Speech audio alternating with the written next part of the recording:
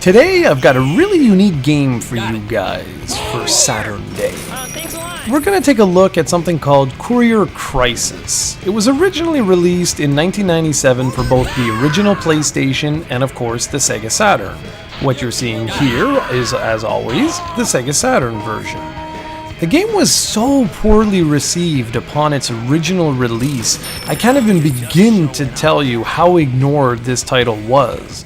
We're talking 2 and 3s out of 10. People absolutely detested this game. Now, why I find this so funny today is because returning to this game in 2016, I actually found myself having a blast with it. Sure, it has its fair share of problems, but wow, how things have changed. So to start off, imagine Courier Crisis as a precursor to Crazy Taxi, and you'll understand pretty much everything there is to understand about this game. You're a bike messenger that will go to crazy lengths to get your packages delivered on time. You'll punch and kick people, run over dogs, and even jump over cars to ensure you're on time. It sounds messed up, and well, it is. Now pump up that hard and edgy music, and presto, you have yourself Crazy Taxi 0.0. Got it. It's not all perfect, of course. The game's shortcomings are mainly with its controls.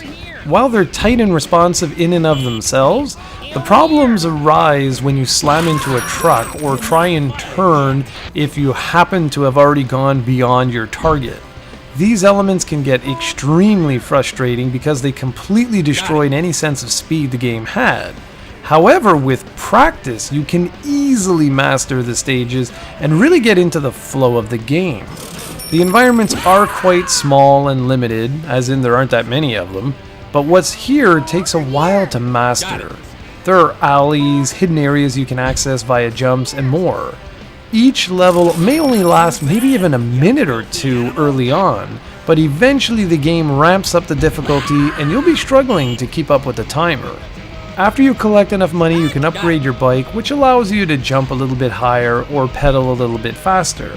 As I've already said, you really need to practice at how the bike handles in order to really master sharp turning and jumping. Once you do, though, you can easily have a Crazy Taxi-like experience in no time at all. I find it really amazing how certain games age and just become unplayable, especially as I've gone back and reviewed so many different Saturn games. I've been surprised that there are just so many games that I really can't get into today that I actually enjoyed back in the day.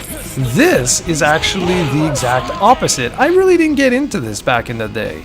But today, after having loved and experienced Crazy Taxi and seeing all the similarities between the two games, I walked away having an amazing time.